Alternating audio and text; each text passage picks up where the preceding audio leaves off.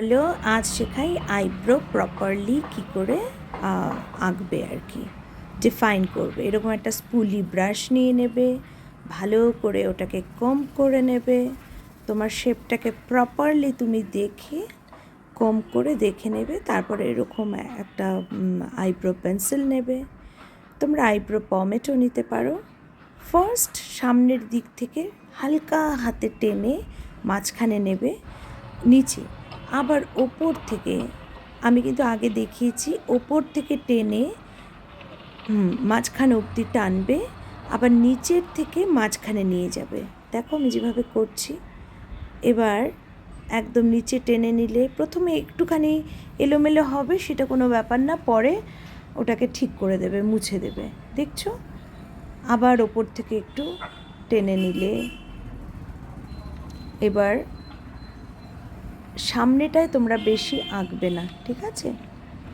নিচের থেকে একটু সামনের দিকে আগে নেবে, আর ওপরের থেকে একটু পেছন থেকে লাইনটা নেবে। তারপর এই স্পুলিটা দিয়ে ভালো করে আবার ব্রাশ করবে, আবার কম করে যে কালারটা বসেছে না পেন্সিলের, সেটাকে তোমরা ছড়িয়ে দেবে আর কি।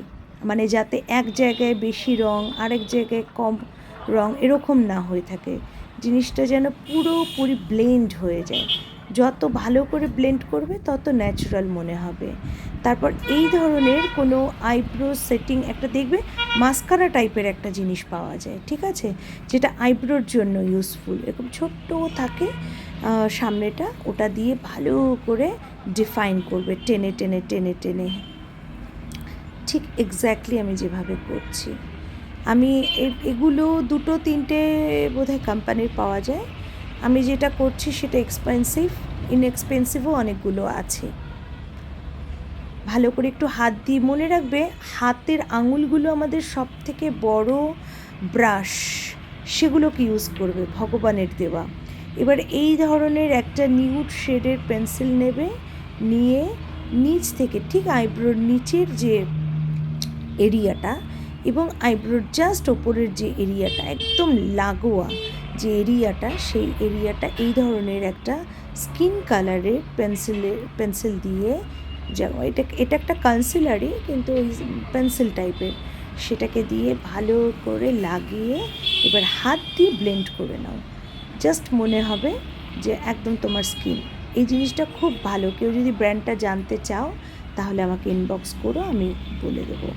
এখানে আমি ব্র্যান্ডটা বলতে পারছি না। দেখো কি সুন্দর করে আমার আমি একটা তোমাদের দেখালাম, একটা আমি অফ ক্যামেরা করেছি, কারণ আয়না ছাড়া করছিলাম তো একটু এলোমেলো হয়ে যাচ্ছিল।